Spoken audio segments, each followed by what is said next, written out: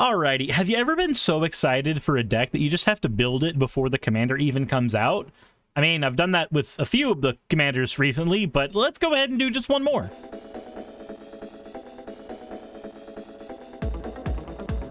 So I am a huge fan of Aristocrat's decks. In fact, actually, I think I'm going to be taking apart a lot of my decks so that I can make more Aristocrat decks, because I just don't have space for Aristocrat decks in my box that are not my Necrobloom and Savra deck, which comes with the cost of not being able to play Savra with human beings who do not deserve war crimes happening upon their entire family. So, well, today's commander is one that hopefully I'll be able to play that will be a little more soft and will not cause as much pain and torment as the other Aristocrat decks that I have built in the past. Today's commander is Teval the Balanced Scale, and he's not out yet, so he's not quite $25 yet. Until he's an official card that is actually in players' hands, this price does not matter. Anyway, he's a Sultai and 1 Spirit Dragon with flying and a very unique ability. Anytime he attacks, you mill 3 cards. Then you take a land from among the cards you milled and throw it onto the battlefield tapped. Then, if any cards leave your graveyard at any point in time, you may make a 2/2 black zombie druid creature token. So obviously, this deck can be taken in a few directions. It can be taken in the direction of Aristocrats. It, of course, can also be taken in the direction of a landfall deck, but I don't want to do the thing I did with Zimone and Dina, where I glued the 2 decks together. I want to focus very heavily on one side with this guy. So, what are we going to be doing? We are going to be trying to abuse that token that comes out all the time, and the free ramp that we are going to get every turn, we are going to use to pay for some of the more expensive Aristocrat spells that are usually not so great for us, but are better for us if we are able to spend the extra mana into them. So, let's go ahead and get a couple things out of the way. We need to be making lots of tokens, and the way that our commander wants to make lots of tokens is by ripping things out of the graveyard.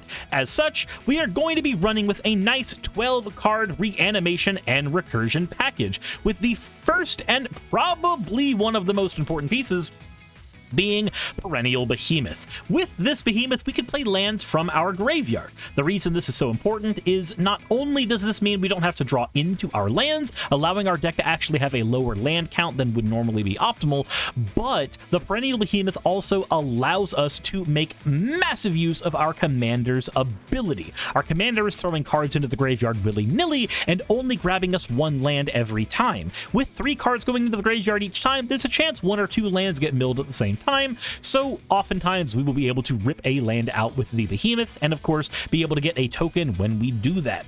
But we also have Timeless Witness to get any card in our graveyard back in our hand, just in case that is necessary. But as far as actual basic, reanimation, let's go with a Victimize to sack one of our creatures to revive 2 creatures. A Dread Return to revive a creature once, and then sack 3 creatures to revive a creature again. Whisper Blood Liturgist, which can sack 2 creatures to reanimate a single creature. Altar of Baal, which can get rid of a token on our board in order to reanimate a creature from our graveyard. Vat of Rebirth, which can reanimate a creature a lot of times, so long as we have 4 creatures die, and fill the Vat of Rebirth up with oil counters. Removing 4 oil counters lets the Vat of Rebirth reanimate a creature. We are also going to be running a Reassembling Skeleton, so we can resurrect him from our own graveyard. There's lots of combos this can enable, and in fact, if we were to add just a single altar into this deck, a Phyrexian altar as an example, the Reassembling Skeleton, the commander, and the Phyrexian altar do actually go infinite with one another, so do be very, very careful if you happen to, want to upgrade the deck and add those in. No One Left Behind can reanimate any creature from the grave for 5 mana, but if it reanimates an itty-bitty creature, it will reanimate it for 3 instead. So that's just a fantastic way to say, that's my budget anime dead for the day. Let's also put a Golem Patient Plotter in here. We could pay a mana and sacrifice a creature to return this from the graveyard to our hand, allowing us to recast it. That of course means that this gets to leave the graveyard, and our commander will make great use of it. We also will run Crawl from the Cellar, which can return a creature from our graveyard to our hand and has flashback, so we can use this again later on in the game. And Diregraph Rebirth, which also has flashback, allowing us to reanimate a creature with it when we play it, and also allows us to reanimate a creature later on in the game using its flashback ability. Let's also supplement what our commander is doing by having a few other token producers on top of him. Dreadhorde Invasion is a budget Bitter Blossom in this deck, getting us a 1/1 creature every turn, so long as we're able to find a way to sacrifice it. Ghoulish Procession makes us a 2/2 creature anytime one of our a creature anywhere dies, but we only get to do that once per turn. Ogre Slumlord does the same thing, but it can happen as many times as you need per turn. Ogre Slumlord into a board wipe is a hilarious way to tell your opponents that you are the only one allowed to have a board state. Then we have Namada Primeval Warden, a stacks piece that allows you to summon a 1/1 green Saproling every single time an opponent's creature dies. And of course, he also has the wonderful ability to force our opponent's creatures to always get exiled instead of going into the graveyard. He also has a sack outlet on him, 2 sack outlets actually. One for 1 mana, where you can give him 2/2 until end of turn, and one for 2 mana, where you can sack 2 of his Saprolings in order to draw a card. Speaking of sack outlets, we're going to be able to run a few more of those besides just the ones I've listed, so let's go ahead and go into the ones that we are running here. A Phyrexian Ghoul, Bloodflow Connoisseur, and a Dross Hopper all can sacrifice creatures with no cost. Sacking is, of course, the cost, and they gain various effects for the sacrifices, but we don't care about those effects. We just care that they happen to be able to sacrifice creatures. This means we'll be able to get rid of our tokens for benefits that we'll talk about down the road. Vampiric Rites can sacrifice a creature to draw a card. Zamona and Dina can sacrifice a creature to draw a card and play a land, and also if we have 8 or more lands on the battlefield, we get to draw an extra card on top of that. And Tarian's Journal allows us to sack another artifact or creature to draw a card. Also, the journal can flip into this lovely land, the Tomb of Aklazatz, which can reanimate creatures from our graveyard with a finality counter, an ability that also supplements our commander's ability very, very well. Now, we need to actually ask ourselves a very important question, though. If you have not played an Aristocrat's deck before, you may be wondering, well, that's cool that I can sack all these tokens that I've made, but why the hell am I doing that? And to you, I'm going to go ahead and give the answer of, this is what the hell we are going to be doing with it. These are the Aristocrats, the creatures that get payoffs whenever one of our creatures gets sacrificed. So, the strongest of which we are going to be running today is the Bastion of Remembrance. It comes into play spawning a token of its own, and anytime a creature of ours dies, each opponent will lose 1 life, and then we will gain 1 life. We also have a Vindictive Vampire, which does the same thing, except the life loss is damage, which does matter for certain effects that we may run into during the game. Then we have a Vengeful Blood Witch, one of the weakest Aristocrats, but one of the cheapest as well. When this or another creature we control dies, target opponent loses 1 life, and we gain 1 life. Then we have Dina Soul Steeper, who says anytime we gain life, every opponent will lose life, and she of course has a sacrifice outlet glued onto her as well. Then we have Vran Executioner Thane, which will burn everybody for 2, and then we will gain 2, but only once per turn, anytime one of our creatures dies. And then we have Mirkwood Bat, which will burn all of our opponents for 1 whenever we make a creature, and whenever we lose a token. And then we have Nadir's Nightblade, which does similar. Whenever one of our tokens leaves the battlefield, every opponent will lose 1 life, and we will gain 1 life. So the core strategy is pretty clear. Make a lot of tokens with either the commander or the other token creators in the deck, and use those tokens as fodder to sacrifice to, well, burn our opponents to death. We don't care in any way, shape, or form how those creatures make their way into the graveyard. We just care that they make their way into the graveyard. But we do need to make sure that we have the ability to draw into all the cards in our deck so that we can actually get these wonderful effects. So let's go ahead and talk about that real quick.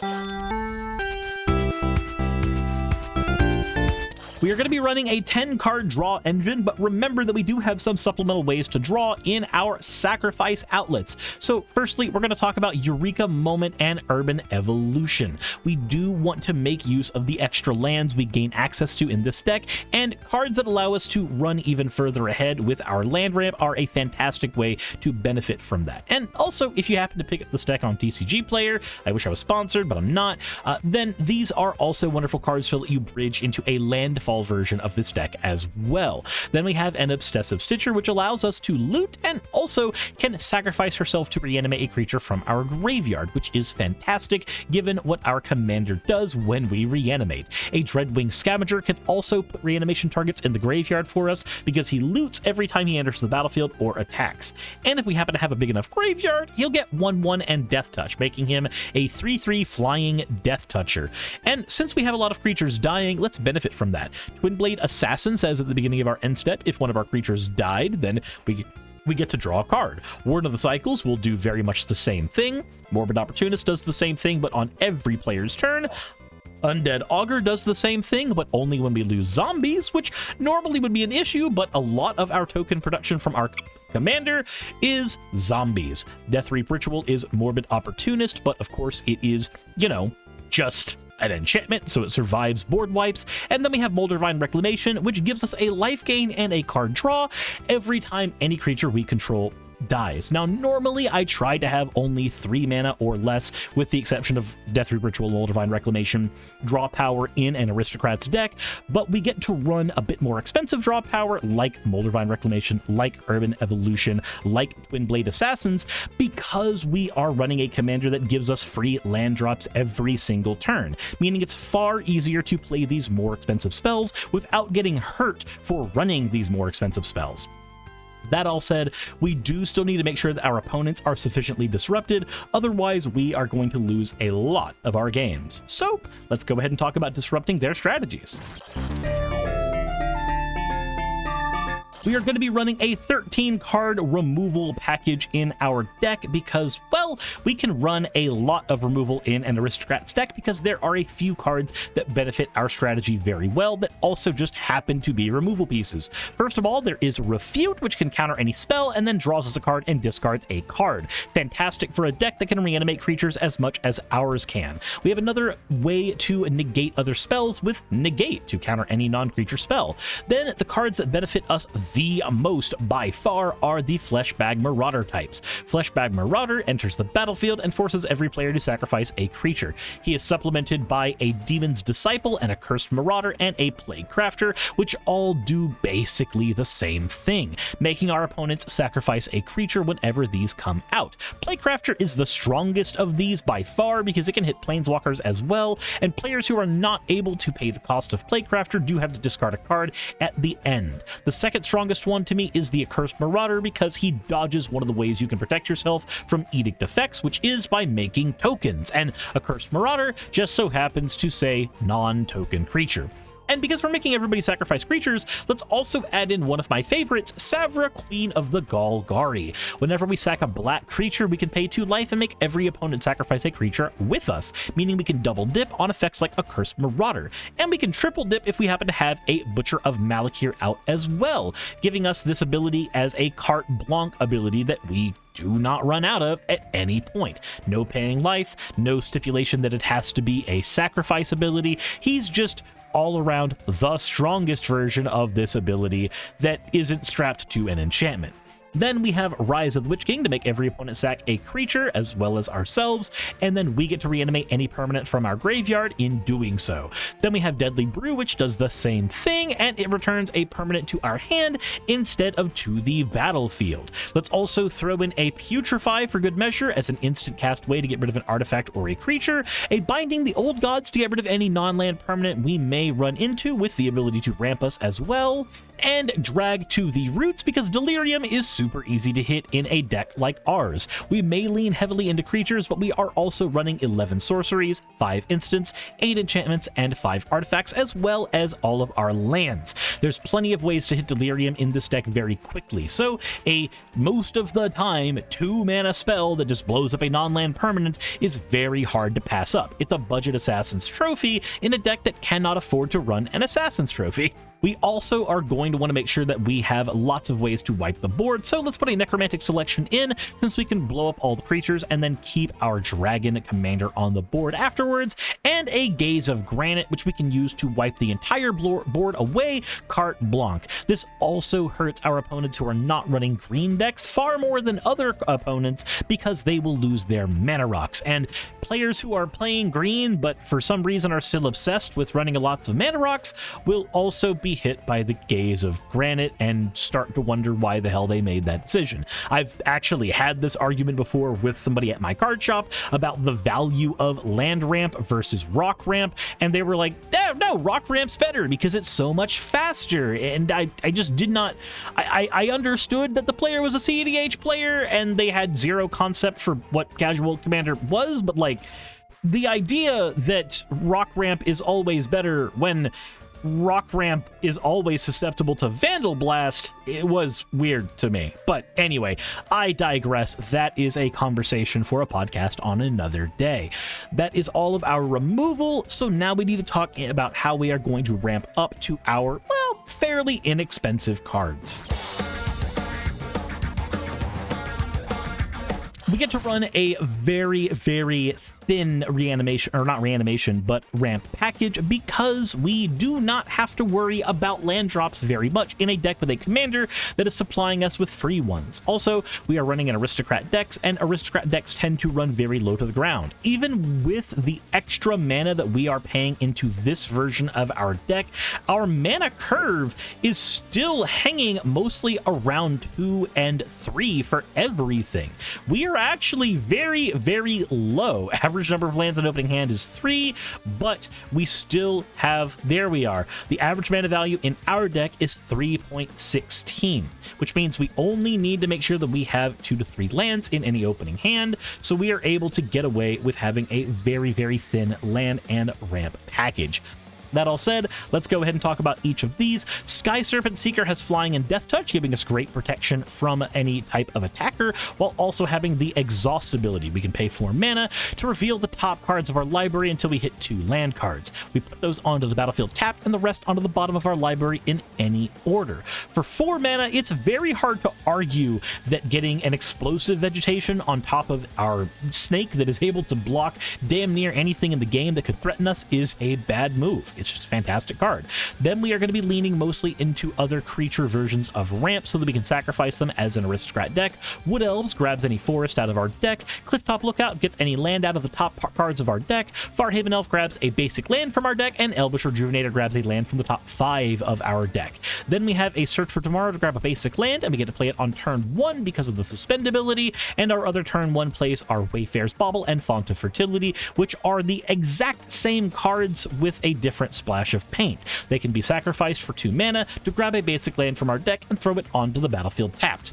Then for basic lands, we are going to be running 4 swamps and 4 forests. The forests, so we get to our ramp, and the swamps because we need more black mana in the mostly black deck, with 3 islands on the back burner. Our dual lands will be River of Tears, Vine Glimmer Snarl, Overflowing Basin, Darkwater Catacombs, Choked Estuary, Viridescent Bog, Sunken Hollow, Necroblossom Snarl, which is right here, Flooded Grove, and those are all of our non-tapped dual lands. Our tapped ones are going to be Golgari Rot Farm and a Simic Growth Chamber so that we can reset our utility lands, and we have another tapped land with Haunted Mire because it can be tutored out with our lovely Wood Elves. Our fetching lands are going to be Terramorphic Expanse, Escape Tunnel, and Evolving Wilds, as they are all copies of the same card. Promising Vein and Shire Terrace are in here as well to give us access to panoramas, and then we have a Foreboding Landscape, which is the strongest of all of these effects, being able to grab any land we need, which is the benefit of cards cards like Escape Tunnel, while also being able to be colorless mana when we don't need to sacrifice it, which is usually the benefit of cards like Promising Vein. It also has the ability to cycle itself away to draw a card, which is a fantastic thing to do if we happen to be mana flooded. Our Omni lands will be Command Tower and Exotic Orchard because we need access to all three of our colors and we cannot afford triomes. We are also going to be running 5 utility lands. A Pit of Offering, well, as soon as I can get to it, there we go, a Pit of Offering, which is able to get rid of problematic cards in a graveyard, a Port of Karfel, which can be used to reanimate creatures in our graveyard, a Litjara Mirror Lake, which we can use to clone any of our wonderful Aristocrat creatures, an Ominous Cemetery as a bit of removal that we can use, and a Grim Backwoods, which is another way to sack creatures to draw cards so that we have access to draw and a sack outlet no matter what situation we find ourselves in.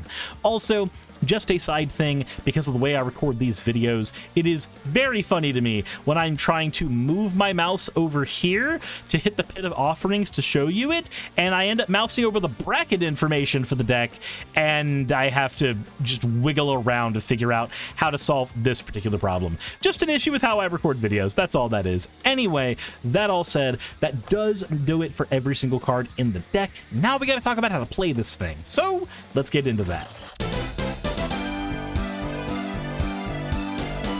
As long as we have an opening hand with 3 lands and a way to ramp to guarantee that our commander will come out on curve, I'm generally okay.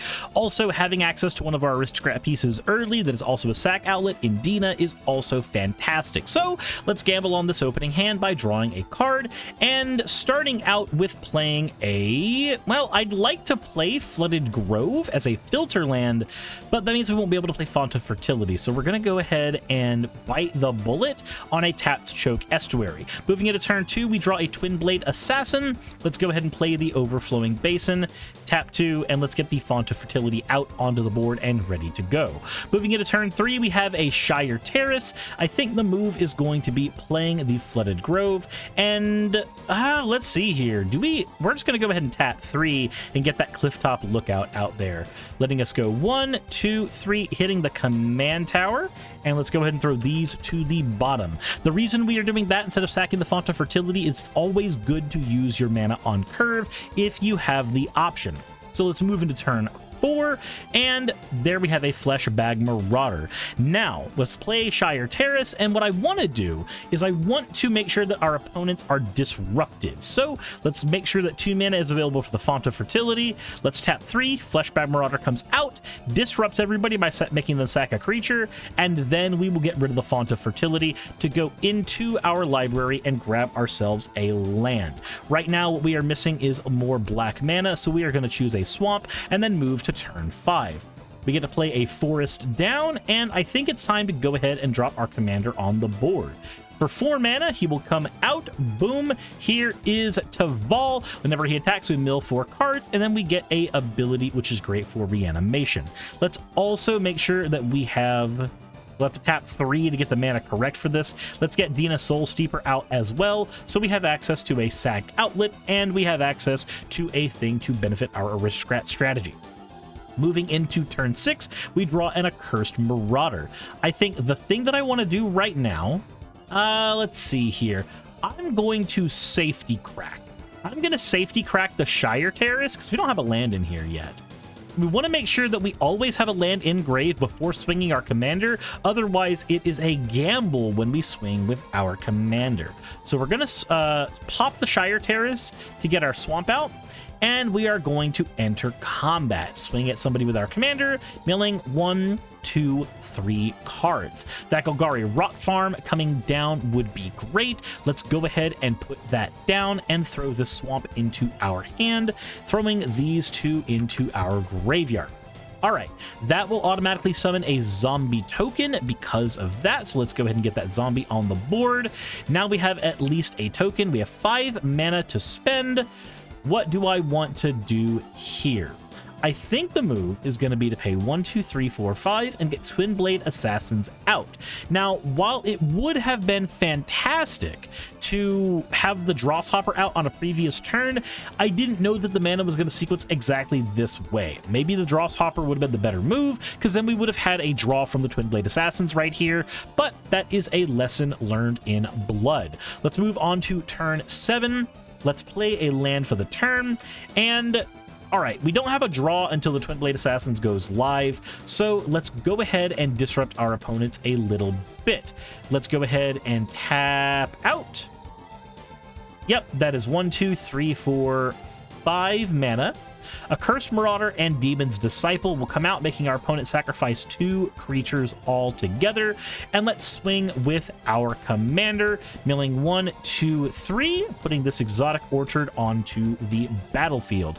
Diregraph Rebirth goes into our graveyard, and it will cost us, let's see here, 1, 2, 3, 4, 5 to play, because a bunch of creatures die. Each creature that died this turn. Actually, no. This is perfect. It's not going to cost us that much to play. So we are going to be able to create our token here. There we go. And let's see. After we make the token, what do we have in our grave that we may want to reanimate? Let's view. All a Cursed Marauder, Demon's Disciple, Font of Fertility, a Fleshbag Marauder. Not in a position where we actually need to use it as of right now. But we could make sure that we don't have a missed land drop. So let's tap 1, sacrifice the Clifftop Lookout to Dina, and then we'll pay 2 and play the Diregraph Rebirth from the graveyard, reviving the Clifftop Lookout. Those should be 2 instances separately of things leaving the graveyard. So even though our commander says 1 or more, I believe it will work to give us both tokens in this specific situation. Then when we end our turn, we will be able to, or sorry, our Clifftop Lookout hit the board. So we need to go until we hit a land, and then our land will hit the board. There's our forest. These all go to the bottom of our deck, and the Twin Blade Assassins will draw us a card when the next turn comes around. We're in a very, very interesting spot. We've disrupted our opponents a lot, but we don't have anything online that really, really matters at this stage of the game. So we are kind of floundering right now. We move into turn 8, and there's a Tarian's Journal. This actually may be our ticket out of the gloom that we're in at the moment. Let's play the Tarian's Journal and tap it and get rid of this zombie token in order to draw a card. That gives us a Dreadhorde Invasion, which again is not exactly what we were looking for. Unfortunately, where we are standing right now, I think the move would have been to sacrifice my hand. Knowing where we're at, it is very likely, very, very likely that an opponent has assembled a board that we need to take care of, and we have not been able to do so given our board state right now. So let's go ahead and pay 1, 2, 3, 4, 5, 6, 7, and the move is going to be Necromantic Selection.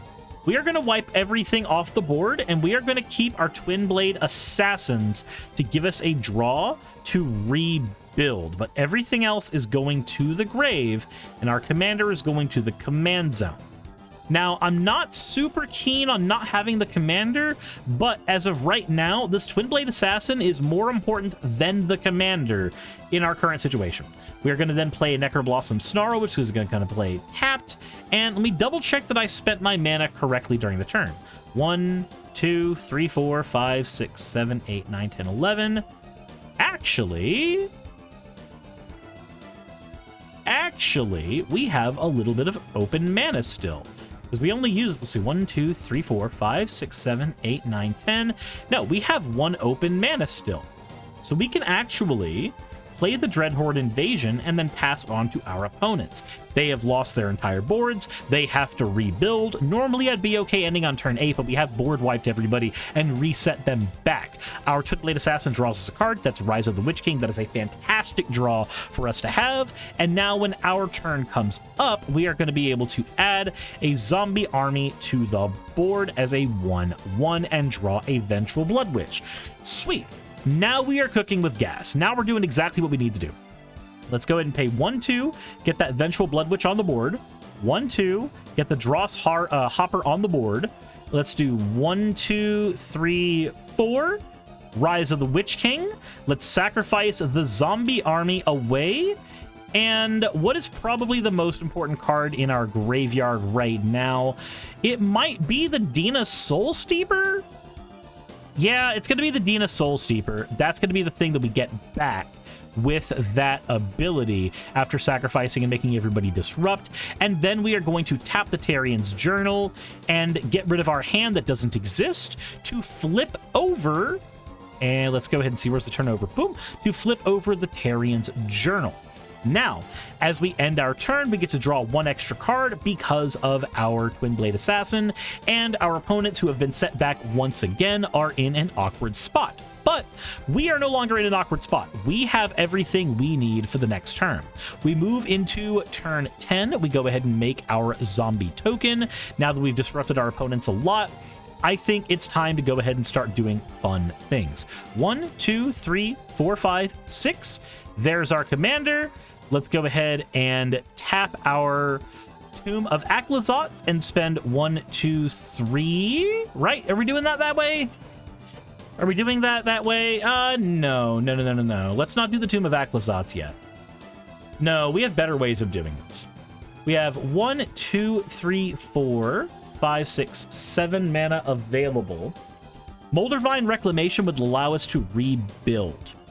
I think rebuilding is kind of what I want to do.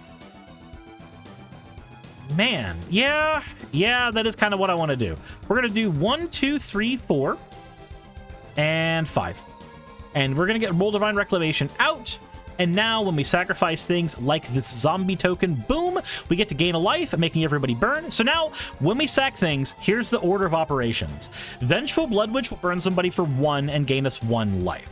Then Moldervine will gain us 1 life. Then Dina Soul Steeper will see those and burn our opponents for 1 life for each instance of this. So every time we sack a thing, we are going to burn all of our opponents for 2, but 1 lucky opponent is going to be burned for an extra, so he'll be burned for 3.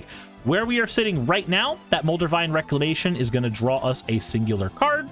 It is a Gaze of Granite. This is an okay backup plan in case things go south and we don't end up in a happy spot. Let's pass to our opponents. Yeah, we didn't have anything come out of the graveyard yet. So we're going to pass to our opponents to draw a singular card. That's a Phyrexian Ghoul.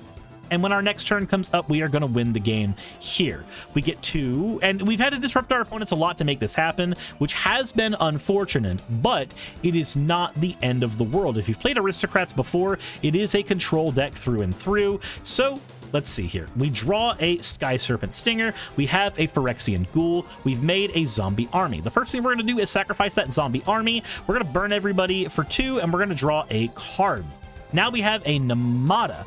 This is going to be a key card for us. We're going to pay 1, 2, 3, 4, and we're going to get Namada out here. Now we have everything we need to just straight up win the game. This is going to be very, very cruel and unusual, but I need you to follow me. It's worth it. We're going to pay 1, 2, 3, 4, and we're going to play Dread Return. This is going to revive a creature from our graveyard, and that creature is going to be a Cursed Marauder. A Cursed Marauder is going to come out, and it's going to make everybody sacrifice a creature, which of course is going to burn everybody for 2. Everybody sacrificing a creature with me is going to cause Namada to spawn 3 1/1 tokens.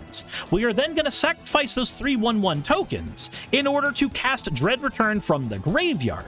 Those 3 1/1 tokens are of course going to burn all of our opponents for 6 each, and then 1 lucky person is taking 9 off of that. The Dread Return is going to be grabbing the Cursed Marauder once more from the graveyard, and then that Cursed Marauder is going to go to the graveyard, and everybody is going to burn again. So they have taken 10 damage minimum right now. That is the entire table. We have dealt 30 damage, not counting the extra from the Vengeful Blood Witch, so we've dealt 35 damage to everybody. All of these creature deaths draw us cards, so we have our cards we've drawn from here. Fantastic. Dread Return left the graveyard because of flashback. This means we get to spawn a zombie token. Boom. We also revived a creature, which spawned a zombie token. We also revived that creature again, which spawned a zombie token. So we have 3 zombie tokens. Let's go ahead and use those 3 zombie tokens, sacrifice them to the Dross Hopper, and with all those zombie tokens going to the graveyard, boom, boom, boom, that is 6 more damage to everybody. So currently, minimum, players have taken 16 damage each. Now we have a Deadly Brew in hand.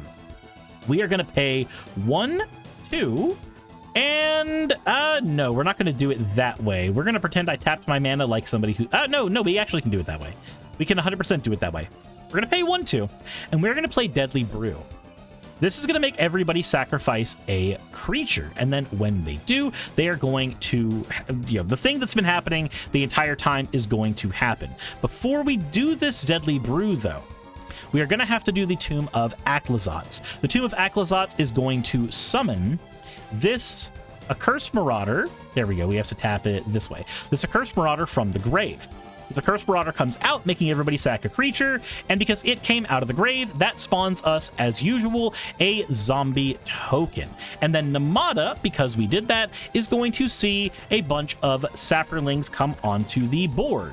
We get our 3 Saprolings from that, and then we get to do Deadly Brew, making everybody lose a creature. We are going to lose a Saproling. Everybody has taken 16 damage. Now everybody's taken 18 damage because we have lost that creature there. Now the Deadly Brew is going to grab a permanent from our graveyard and put it back into our hand.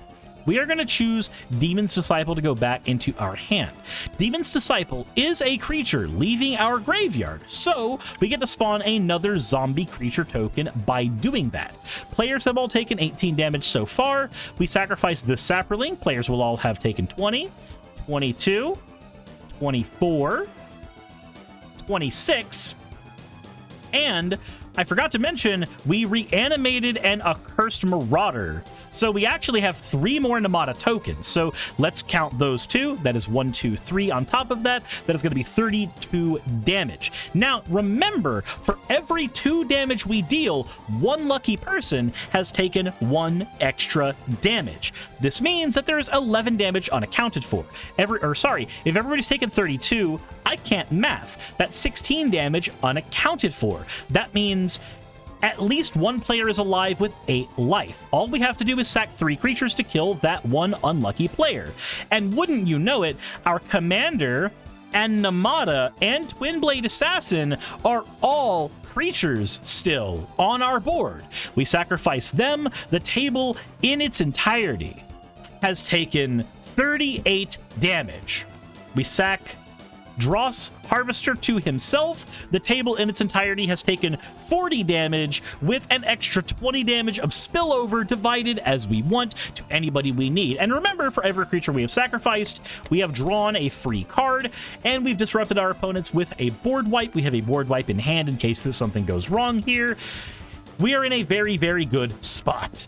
Unfortunately, it did take us a couple extra turns to get here simply because the way that the board presented itself was not very conducive to winning the game when we needed it. We needed to get one of those aristocrats out earlier, and that's something that we need to address when we talk about upgrading the deck. So let's go ahead and do that. Alright, so if you are looking to upgrade this deck, there are a few things you need to consider. One, as you saw during the gameplay session, this deck is highly reliant on getting one of its sack outlets out as early as possible. Unfortunately, at budget, most of our sack outlets are do-nothing no-gooders that happen to be 3 mana, and that's fine, but if you're upgrading the deck, let's go ahead and make room for a Woe Strider and a Viscera Seer, as well as the, aforementioned ones I warned you about, an Ashnod's Altar and a Phyrexian Altar. Both of these, along with Viscera Seer and Woe Strider, can be huge upgrades in the deck. Just Be warned, cards like Phyrexian Altar and Ashnod's Altar do go infinite with a lot of cards in Magic the Gathering. They will not only put a huge target on your back, but if you have a reassembling skeleton and one of these, please be honest with your table that you do have an infinite combo right there. And if they do not appreciate that, then maybe that's something to discuss with your group in general.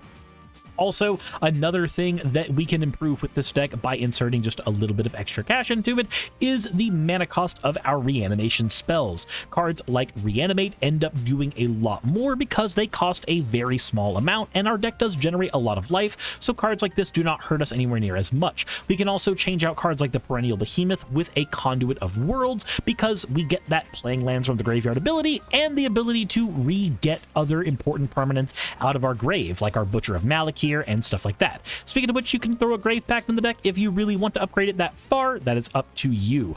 I also noted that we really suffered from not having an Aristocrat out early enough, so let's pump up those numbers when we upgrade it with a Zulaport Cutthroat, a Blood Artist, and of course everybody's favorite Sir Conrad the Grim. Conrad also goes way harder in this deck than normal because he cares about us milling creatures as well as creatures dying, so he'll be able to see our commander throwing creatures away and then immediately give us benefit for doing so. Let's also put in a Muldrotha the Gravetide because we happen to be in Sultai Aristocrats. We are in a very unique position where Muldrotha can just fit into our 99. Just throw this in place of any of the reanimation spells that you do not like, and Muldrotha will do a lot of work for you. Finally, let's talk about my favorite types of card in Magic the Gathering, MDFCs. If you have not already been slotting in MDFCs into your deck, I would greatly appreciate you doing so. If you can throw in a bunch of MDFCs like Hagra Mauling and Fel the Profane, Malakir Rebirth, and Balagan Recovery, you can actually inflate the land count of this deck quite a bit, which will mean that you have guaranteed smoother opening turns. The higher your land count, the easier it is to guarantee you have 3 or 4 lands in your opening hand, so that you're always able to get your commander out on curve. And if you already have enough lands in your deck, you're able to mulligan not for the lands you need, but for the cards you need, which can also fix one of the other problems we ran into in the deck, which was not having an Aristocrat in our hand that mattered. Dina Soulsteeper is fantastic, but she benefits greatly from having a Blood Artist or a Zulaport Cutthroat on the board. Adding a higher land count to the deck by inflating it with MDFCs, Balagan Recovery going in place of the Timeless Witness, Malakir Rebirth going in place of a Reanimation spell, Fel the Profane going in place of one of our methods of removal. By inflating the land count of the deck with these, you will be able to mulligan for better hands. I disagreed with Rebel when she made her video on this, and the more that I've been playing with this inflated land count, the more I'm starting to realize that she was 110% right. If you've noticed, most of the decks I've built lately have been running at about 40 or 41 lands, as opposed to the 36 that I kind of was running with for a while there. And finally, there is one card that can supercharge this deck a ton, and it's Ripples of Undeath. Being able to guarantee us getting important cards milled away, it counts as draw as well. It can fit in place of any of our overcosted draw spells, and just the ability to rip a card out of our grave and then our commander sees that, summons a zombie token. It's all just fantastic and gravy for our deck, and at 2 mana, it slots in at what you want Aristocrat decks to be spending for their cards. Aristocrat decks really only want 1 or 2 cards that are, 5 or 6 mana cost things. Even a deck that has the ability to shit its mana out the way that ours does still wants a lot of low-costed cards.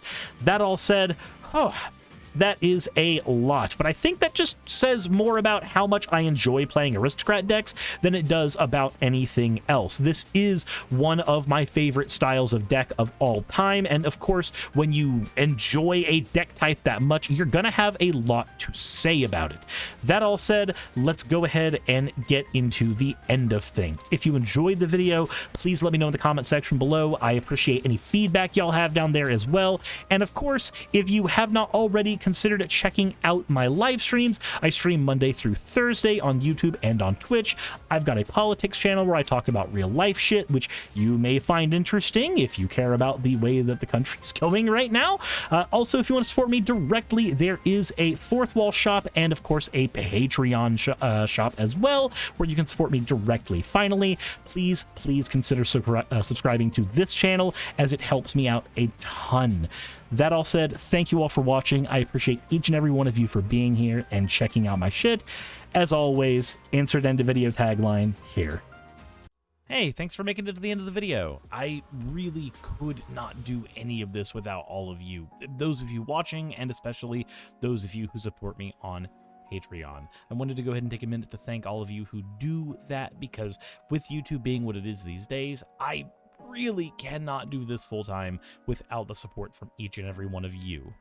Those people would be Red Joker, Purple Poundini, Jemshin, Britzkrieg, Jupe the Malignant, Michael, Ravalern, Mabbity Babbity, Astral Frontier, Tales of Atonement, Nixie Chan, Kiri Artemis, Victorian Alchemist, I'm not saying the last part of that, and you know that, Arcton Arclacier, Kiratorian, Dren Hadamata, Jordan M, John L, Lord Bleck, Smiling Game Master, and Fireshard.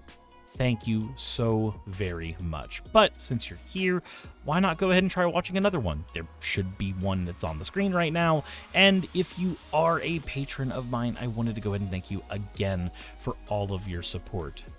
There is still a video you could press though, if you'd like. I would appreciate it just a little bit.